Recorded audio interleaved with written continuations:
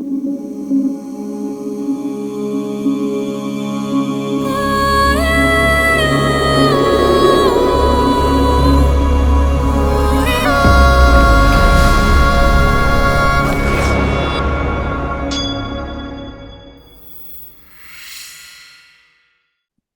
everyone.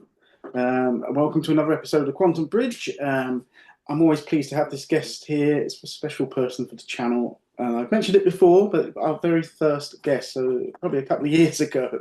So, Casper, if you do a little intro for us, please.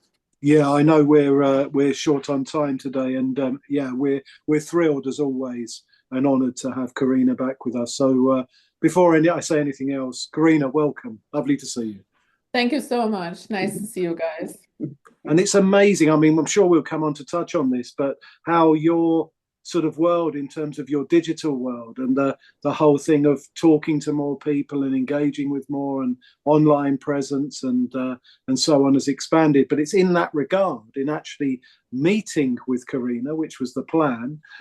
She didn't make it to us. Now, as viewers, you may well say, well, yeah, we totally understand the reason for that, but I doubt you've guessed them. So, Corina, yeah, a difficult area to touch on, but something very, very poignant and probably timely, but definitely something that we don't want to sort of brush away. We've wanted to investigate this side of things with you. So you might just give a quick overview of what happened and some of your other experiences around what you're going to be talking about. Yeah. Yeah, I think we're going to talk about like some interesting health challenges, which was exactly the reason why I didn't make it. Well, I was on my way to you, so it That's wasn't right. like I wasn't going to come. We were going to meet up for lunch, but and this was back in March. And basically what happened is in March, I think I came back from a trip, and this was interesting because a lot of my friends had a very similar experience if they had been traveling around that sort of end of February, early March time. And I came back and I felt really ill when like a couple of days after I returned. And it was very, very strange because the only way to describe it was like I felt as ill as I felt when I had COVID. Like I couldn't get out of bed for 3 days. I didn't eat. I just wanted nothing. And this is very unusual. I mean, like this is not like your average cold. So anyway, so I thought by the time we were going to meet, I thought I was going to be fine because this was maybe like a week or maybe even 10 days later. But quite clearly I wasn't. So I was on the tube and I had a seizure on the tube. Well, next thing I remember is talking to the station staff because basically what happens is, or at least what happens in my case with these seizures, and I have to rephrase this and say they kind of started with COVID, which was really interesting. Not that I get them all the time, but I would get them in a very certain rhythm. And what happens with these seizures is you literally, you can't feel them coming on at all. Like I have no signs or anything that this could happen because then you could get yourself in a safe place. So this happens completely out of the blue and you black out. And I think for the people around you, it is much more traumatic than for me because obviously I don't know what the hell is happening. So, and then I think your whole body really like tenses up. And then in my case, then because when the body is so tense, then also like your teeth get very tense and you end up biting your tongue. And sometimes that can be so severe because you don't feel pain in that moment that that you have like blood coming out of your mouth. And that's what scares a lot of people because they don't know what's happening. And they think, oh my God, what is happening? And you just see that person really tense. And this state happens for like a couple of minutes and give it about 10 minutes and you kind of come back to normal and you're pretty back to normal afterwards. It's okay, minus the damaged tongue, and that's it. And to be honest, the danger with these seizures is basically that if you are in an unsafe place, you can bang your head or those kind of things can basically happen. But when this happened to me on the tube, I was sitting down. So like, I guess, I don't know, I just fell or whatever. I don't know because I don't remember. So So that's basically why I didn't make the lunch. But I can definitely tell you when this started in, I think it was 2021 when it started. I had one occasion when this happened to me. I went to an event and I went upstairs to go to the bathroom, and this happened to me on the stairs, and I literally looked as if somebody had beaten me up because I fell, and obviously I just didn't. It was just crazy. And then this whole kind of seizure situation basically sent me off on this I like the best way to describe it is like a treasure hunt, because it wasn't like that this was happening to me every week. This was happening in sort of a couple of months apart. And I went to see lots of different neurologists, and all they wanted to do is put me on medication. The problem is with the seizure medication, once you're on it, you can't come off it. And there's only two different types, and both of them have like a lot of side effects. And I was like, this is not really what I'm looking for. And I also want to understand, because I had tracked when they were, so like the data, and looked at like when this was happening, and there was clearly a pattern to it. And I said to the neurologist, but I want to understand, why is this happening in this kind of space? Somebody needs to explain to me what happens every couple of months, what could trigger this. And they were like, well, we can't tell you. You just have to go on this medication. I'm like, no, I'm not doing this. So, which was obviously contrary to what everybody else around me, who was very concerned, wanted me to do. But I ended up meeting a homeopathic doctor. And that was literally the first time I felt somebody looked at me as like a full person. And in my first session with her, like I was there for like 2 hours, and she basically asked me anything from childhood to teenage years to try and uncover what was going on. But not only that, she also asked me about stress, what was going on in my life, what else was happening at the time. And she said, yeah, these periods make complete sense, because every couple of months, this is what happens with your body. I think it was something like your blood renews or things like that. She's like, it makes total sense. And I was like, oh my God, like, why did nobody else tell me this before? Anyway, so I then started working with her, looking at different kind of angles and stuff, and different kind of vitamins. And she gave me like a travel emergency kit and things like that. And then complementary to that, it like I still had like I still struggled for a little bit, but not not for like it got better. I felt better. I felt I was doing something. And then I had another friend of mine that I met, who was doing she was doing a really new kind of treatment, which was almost a bit like electrostimulation. And I saw her like once a month, additionally to the homeopathic doctor. And I did a course of sort of like 12 months with this, and you're not supposed to do more than 12 months. So, and I had nothing for 18 months. I had no seizures. And then obviously, I think when I was supposed to meet you guys for lunch, I think the kind of COVID or virus or whatever I had at the time, I think that was the trigger.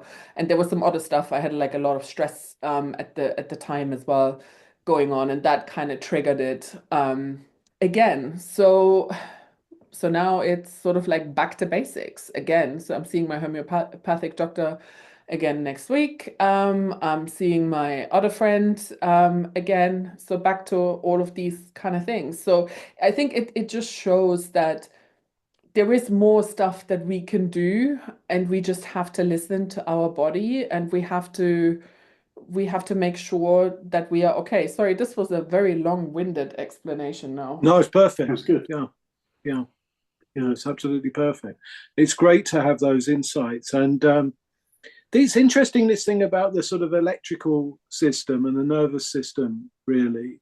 And about it does feel like there's either a surge or a break in that for a moment, and that something either stops or starts, just from an intuitive sort of sense around this. Has anybody given you I appreciate what you were saying about the homeopath, and you may have got to some sort of root causes and whatever. But has anything you've seen or sort of touched on with anybody given you a sense that, right, okay, that really is the thing, or that really, or the electrical stuff that you've been talking about? Is there something where problem is you're not present during it, are you?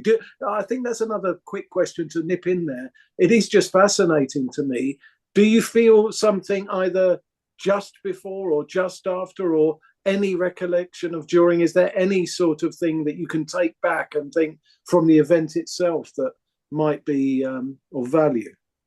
No, not like you don't remember anything beforehand, and then like yeah, afterwards, not really. You don't remember anything that happened throughout. It's like you have a complete blackout. That's the only way I could describe it. And I think the interesting bit as well is because I'm also like I feel I've almost become like this detective with this stuff. Um, and I keep saying to my homeopathic doctor, oh, maybe it was this or it was this. And she always says to me, she says, Corina, as humans, we always have this tendency. We want to try and pin this on one reason. Oh, it Yeah, was this because I didn't sleep enough. And she's like, but it's not just one thing. She's like, maybe you just didn't sleep enough. Your body was depleted. And oh, and then one of the other things, I forgot to actually say that um, is I had last year I was at a conference in the States, and I heard there was a guy who was speaking there about trauma and how you could heal trauma and stuff. And I kind of had in my head I really want to do his course because it sounded really interesting, and I knew there was some stuff that was unresolved for me. Anyway, the day before I was supposed to meet you, I did that course, and then my homeopathic doctor said to me, but Corina, didn't I tell you that trauma moves through the body? I was like, yeah, I think you did. She was like, well, you know, she's like that. Your body was still depleted from like you weren't 100% again. She's like, I'm not surprised. These are like loads of different things. And that's the thing basically that she says. She says, yeah, I can give you all the remedies and and I can tell you like take magnesium and selenium and zinc and all of these kind of things. But if you are burning the candle at both ends and you're not sleeping and you're not feeling well, then that's not going to work. She's like, you could still have that seizure. You need to see this as a complete package. So that and I think those were also some of the things because some of the previous seizures that I had after 2021 were when I was traveling. And I actually had three of them in Saudi. And that was kind of wild because like you're in a different country. And I mean, thank God, I had a phenomenal client who owns a lot of hospitals. And he was like, Karina, what are you doing? You again with the seizures. And he sent me to see his doctor. And again, like his doctor, he was trying very hard. He wanted to give me medication. I was like, nah, I think I'm good. I'm gonna take some vitamins and stuff. But he also said to me, he's like, you need to get this under control. And he's right. So yeah, so it's one of these things where I think you have to look at your lifestyle like overall. And there's lots of different factors. Like there's, for example, if you have a lot of sugar and a lot of sugary foods, that's not very good. There's something to be said for if you are epileptic or you have seizures, you should maybe stick a bit more to like a keto diet, so not have so many carbs and not so much sugar, especially not at night and things like that. So there's a lot of moving parts here. It's not just okay, just pop a pill and hope for it to resolve. And this was one of the other reasonings that I had as well with like taking medication because the medication is only 80% like effective. yeah, 80% effective. And it doesn't, Mm. and I said, well, what if I'm one of the 20%? And they're like, well, we still have to give you this medication. And I think that's my problem, where I think is the flaw in the system here, with, like, you look at something like the NHS, they give you 10 minutes. How can you explain what's going on in 10 minutes? Like, there's just no way. And they don't look at you as a whole person, like what's going on in your private life, what's going on, what stress do you have, what else have you been feeling?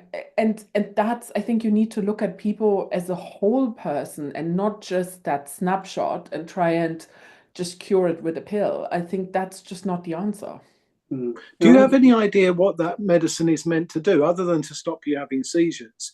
Is it some sort of inhibitor, or do we even know what the intention, at least, of that medication is? I mean, I don't know. It is meant to stop these seizures, but for me, the side effects that Yeah. medication had like outweighed the benefit. I Yeah, was yeah. like, and I mean, maybe I would have thought differently, and I do understand, and I don't want to give medical advice here, of course. There is people that, for example, have seizures every week or every other day. Okay, maybe there's a place for medicine, but that was not the case in my Yeah. in my case. Like there Yeah. were like longer spaces of time where I had nothing, and I'm like, there's got to be an explanation for this. Mm.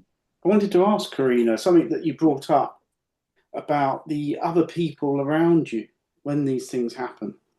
I did many years in retail, most of it in London, and whilst I haven't experienced seizures, I have been around people who've had them when we're working in the store.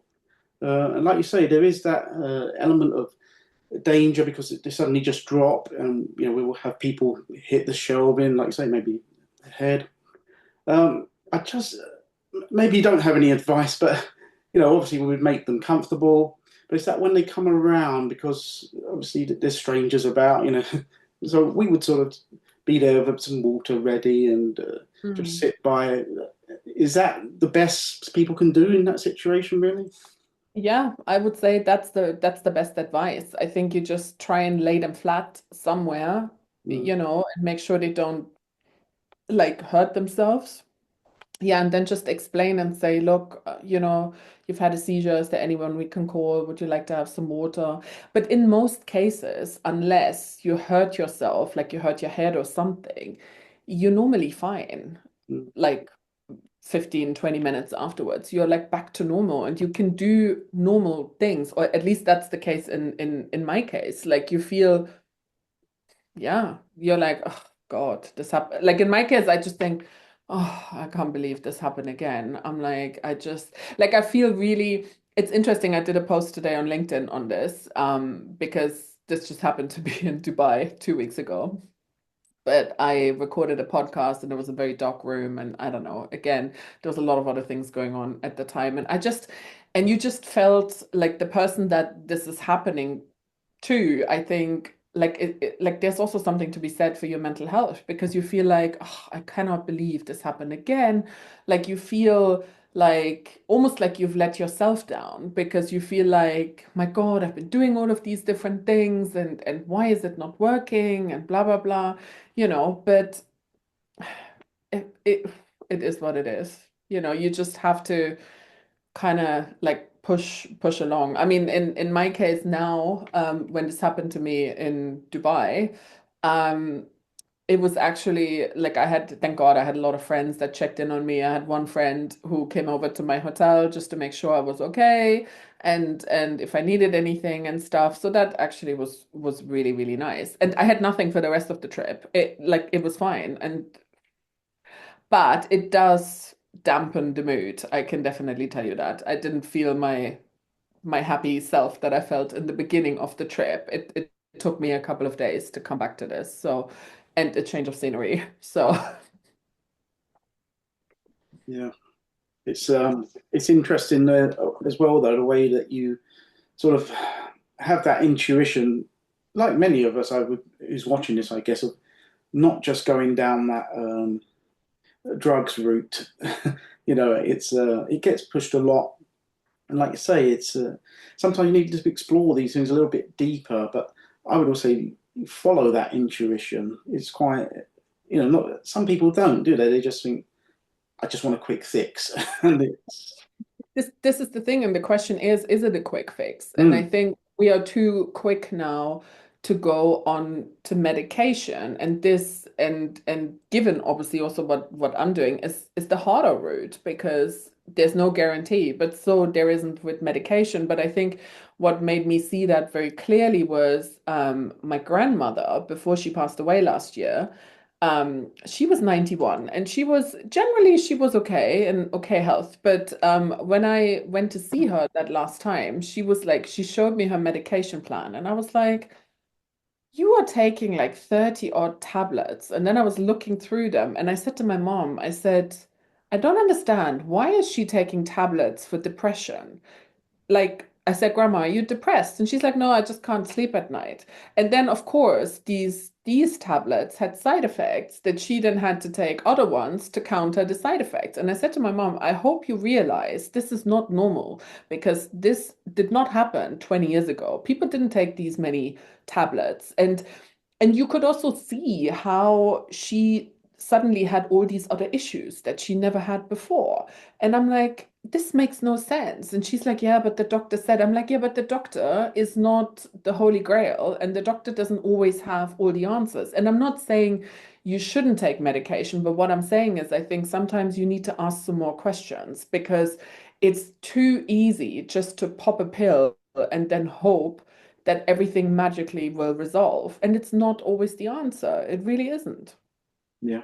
Yeah, I had this when I went once and they wanted to give me like the acid blockers, for the stomach. And I said, Mm. well, don't I need that to process the food sort of thing? And they sort of look at me blankly like, well, what do you mean? I said, well, the scans show that it's the valve that's not working, not that I'm having too much acid, You're sort of trying to fix something that isn't broken. But they just wanted to just say, well, just reduce the acid. And I'm like, I don't know. So I always think you have to use some sort of discernment, like you say, but you may get a blank look at the docs. But I'm gonna bring up something else that I know Casper's been dabbling a bit recently, and not everybody's a little bit skeptical maybe at the moment of the AI type thing. Mhm. I have asked it a couple of medical things recently, and personally, I found it very useful. Again, you've got to use that discernment. It's just a tool. But when you're talking about, you said about you only get 5 minutes at the GPs or something like that. I mean, this thing will answer 1,000 questions. It doesn't even get angry. It just keeps going. So you can keep asking and digging. And like I say, I found it really useful. I was looking. I did get second advice for a problem with a tooth, but at the same time, I was feeding back to the AI what I was hearing. So then it was confirming whether this made sense or not. It was creating a plan. Told me places that I could contact. It told me roughly how much to expect for the price, so I didn't get ripped off. It said because I was looking, it understood that I wanted homeopathic type things. It's like, okay, well, this would interest you, but if they offer you this particular thing, like this ozone treatment, that's probably not going to work. So maybe question their sort of thinking, whether they're just trying to get money out of you or not. So it was really helpful in that sense. And I don't know if you've looked at trying something like that to dig in a little bit. It's very interesting that you said that, not in sort of like the medical sense, but what is interesting, I had this conversation the other day with one of my friends because we were talking about like different things, like how they had shaped our life, and I was trying to make sense of something that happened in my childhood, and I thought, "Ugh, I'm just going to write this all down." So I started writing it, and then I thought, maybe I'm just going to put this into ChatGPT. So I did and said, can you make sense of this? And oh my God, the answers, I was like, this makes so much sense. And I don't need to necessarily bother lots of different people to ask this. And I'm not saying, again, this is not a substitute for like a professional, but it can put you on the right track and it can already give you some answers when at like, let's say 5 o'clock in the morning in my case, there wasn't anybody that I could ask Mm. besides ChatGPT. And I just felt that was really interesting. So I do think there's something to be said for this. And I think AI is very clever, and you know, if we look at, for example, the Middle East, I think in Saudi, they had the first robot operating on somebody doing, I think, a heart transplant a couple of months ago. So there's definitely something to be said for this, you know, and it's probably like more accurate because we're all human and sometimes we can make mistakes. Of course, the other question then is also, you know, who is feeding that AI? So where's that information coming from? Because if, for example, I'm just playing devil's advocate here, if the pharma industry was sponsoring this, of course, it would push stuff that they would want to sell. But if we assume that it has more access to also like homeopathic information and things like that, I think it could be a very good resource.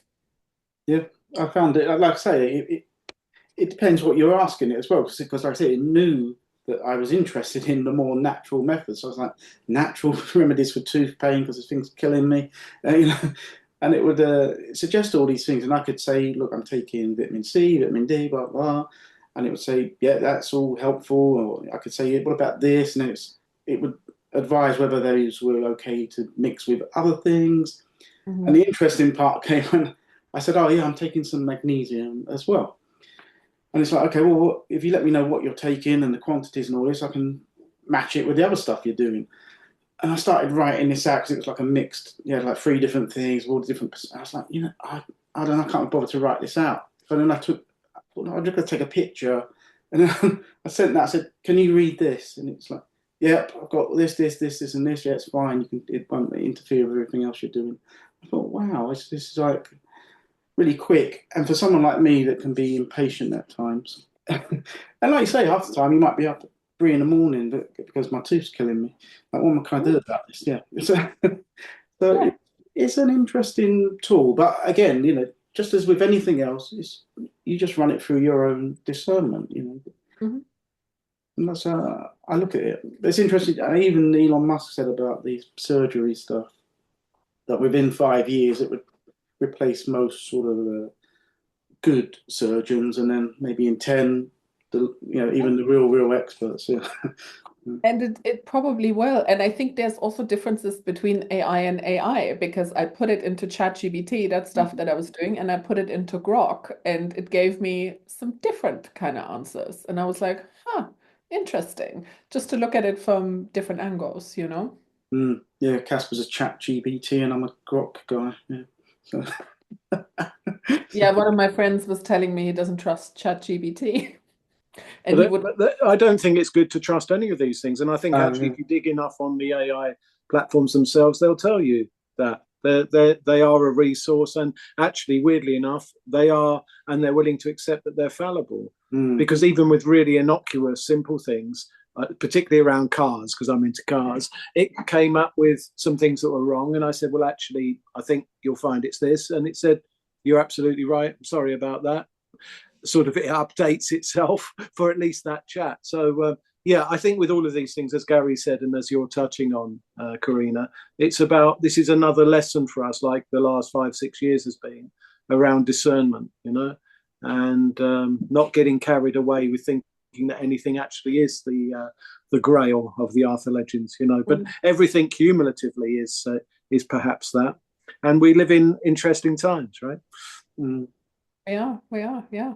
But also, I think we are quite blessed. We have more resources than ever before, and we can try and find our own information, and I think that makes a big difference because before you didn't have that. You just had the traditional route. You had to go and see somebody. Like now, at least you have opportunities of trying to, do your own research. Yeah, people get scared, but I mean, Googling it has been a term for some years now. That people use, and I used to hear your doctors get fed up because you walk in there. Well, I Googled it and it says this.